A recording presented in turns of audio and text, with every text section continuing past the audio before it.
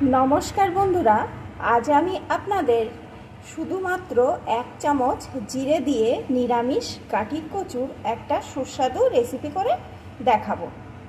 তার জন্যে এখানে আমি কয়েকটা গাঠি কচুকে ধুয়ে নিয়ে নিয়েছি। এখন আসুন বন্ধুরা, রেসিপিটি দেখতে হলে প্লিজ একটা লাইক দিয়ে শুরু করুন। এখানে আমি একটা পাত্রে জল নিয়ে তার ভিতরে গাঠি কচুগুলো দিয়ে দিয়েছি। আজ কিন্তু গাঠি কচুগুলো সিদ্ধ করে নেওয়ার পরে আমি খোসাটা ছাড়িয়ে নেব। আপনারা চাইলে আগে ছাড়িয়ে পরে একটু ভাপ দিয়ে নিতে পারেন, কোনো রকম অসুবিধা নেই। পাত্রটি ধরে আমি ইন্ডাকশন ওভেনের উপরে বসিয়ে দিয়েছি। এখন কচুগুলো একটু সিদ্ধ করে নিয়ে তারপরে খোসা ছাড়িয়ে ফিরে আসছি। বন্ধুরা, আপনারা কিন্তু সাথেই থাকুন। পুরো রেসিপিটি না দেখলে বুঝতেই পারবেন না এই সাদা মাটা রান্নাটা খেতে কতটা সুন্দর হয়। গাঠি কচুগুলো ভাপ দেওয়ার পর আমি খোসাগুলো ছাড়িয়ে নিয়ে নিয়েছি। এখানে রান্নার জন্য কড়াইয়ে আমি একটু সরষের তেল বসিয়ে দিয়েছি। তেলটা গরম হয়ে গেছে। এখন এর ভিতরে আমি কচুগুলোকে ঢেলে দেব।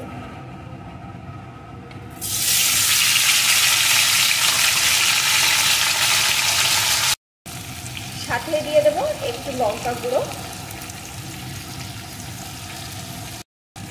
একটু হলুদ গুঁড়ো, স্বাদ মতো লবণ। এখন সুন্দর করে কচুগুলো ভেজে নেব।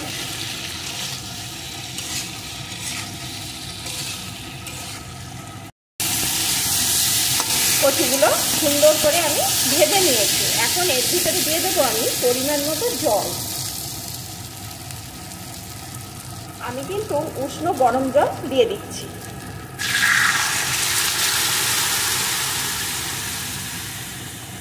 যেহেতু কচুগুলো আগে থাকতে ভাপ দেওয়া আছে, তাই খুব বেশি জল কিন্তু আমার এখানে লাগবে না।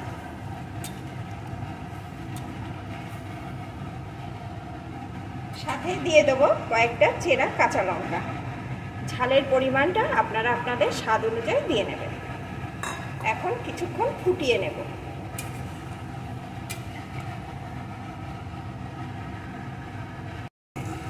কিছুক্ষণ আমি ফুটিয়ে নিয়েছি। এখন একটা পাত্রে আমি এই তরকারিটা নামিয়ে নেব। এখনও কিন্তু রান্না আমার শেষ হয়নি বন্ধুরা, আপনারা কিন্তু দেখতে থাকুন, নাহলে বুঝতে পারবেন না এই অল্প সময় অল্প উপকরণে কিভাবে টেস্টি নিরামিষ গাঠি কচু রান্না হয়। তরকারিটা একটা পাত্রে নামিয়ে নিয়ে আমি কড়াইয়ে আরেকটুখানি তেল দিয়ে দিয়েছি। তেলটা গরম হয়ে গেছে। এখন আঁচটাকে একদম কমিয়ে দিয়ে এর ভিতরে দিয়ে দেবো 1 টেবিল চামচ গোটা জিরে।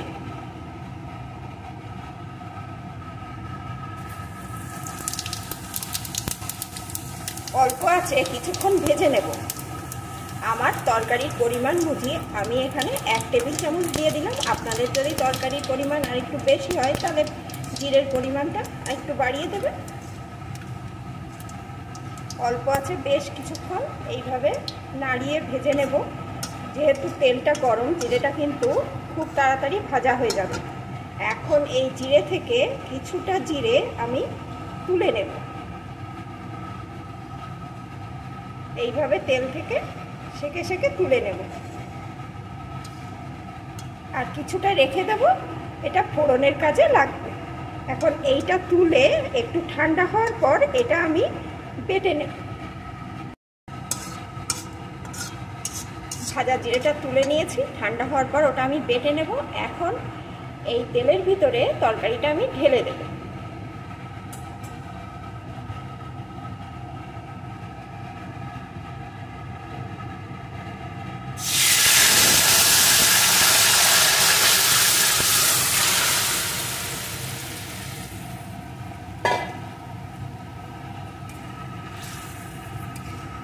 কিছুক্ষণ ফুটিয়ে নেব।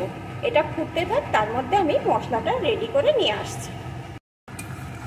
তরকারিটা কিন্তু কিছুক্ষণ আমি ফুটিয়ে নিয়েছি। এখন কচুগুলো একদম পুরোপুরিভাবে সিদ্ধ হয়ে গেছে, আর ঝোলটাও আমার একদম পারফেক্টভাবে রেডি হয়ে গেছে। কারণ এইটুকু ঝোল থাকবে, কারণ এই গাঠি কচু নামানোর পর কিন্তু অনেকখানি ঝোল টেনে নেয়। এখন যে জিরেটা বেটে রেখেছিলাম ভাজা জিরে, সেইটা দিয়ে দেবো। দেখুন বন্ধুরা, দেখলেই বুঝতে পারছেন কালারটা কত সুন্দর হয়েছে। আর এই ভাজা জিরেটা দিলে তরকারির স্বাদ কিন্তু অসাধারণ আসে। আর কোনো রকম ঝামেলা ছাড়াই এই অল্প উপকরণে খুব সহজে এই নিরামিষ গাটি কচু রেডি হয়ে যায়। এই ভাজা জিরে একটু দিলে আর কোনো মশলার প্রয়োজন পড়ে না। আর এটা খেতে কিন্তু অসাধারণ স্বাদের হয়। আপনারা যদি এইভাবে রান্না করে না খান তাহলে বুঝতে পারবেন না এর স্বাদ কতখানি। একবার খেলে এর স্বাদ কিন্তু আর ভুলতে পারবেন না। তখন বারবার এইভাবেই নিরামিষ গাটি কচু রান্না করে খাবেন। এখন কিন্তু গাটি কচু আমার একদম পুরোপুরিভাবে রেডি। দেখুন বন্ধুরা, দেখলেই বুঝতে পারছেন কতটা লোভনীয় হয়েছে। যারা এই গাটি কচু খেতে পছন্দ করেন তাদের তো অসাধারণ লাগবেই, যারা পছন্দ করেন না তাদেরও কিন্তু এইভাবে রান্না করে দিলে একদম চেটেপুটে খেয়ে নেবে। নিরামিষের দিনে আপনারা এইভাবে গাটি কচু রান্না করে দিতে পারেন, কোনো রকম অসুবিধা নেই। বাচ্চা বড় সকলেই ইচ্ছা মতো খেয়ে নেবে। তাহলে বন্ধুরা, এটা আমার রেডি, আমি নামিয়ে নেব। আমার আজকের এই সহজে নিরামিষ গাটি কচুর রেসিপিটি আপনাদের কেমন লাগলো অবশ্যই কিন্তু কমেন্ট করে জানাবেন। ভালো লাগলে একটা লাইক দিয়ে যাবেন।